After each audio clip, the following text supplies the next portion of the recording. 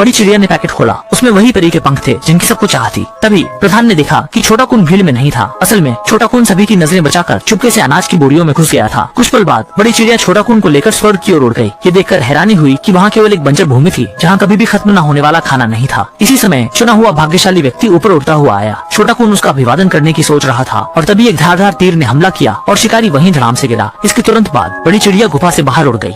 उसने पंखों को अलग किया और फिर गुफा में लौटकर गांव वालों के अनाज का आनंद लिया। शाओकुन ने तुरंत समझ लिया कि यह सब बड़े पक्षी की साजिश थी जो कि गांव वालों की सुरक्षा के लिए थी।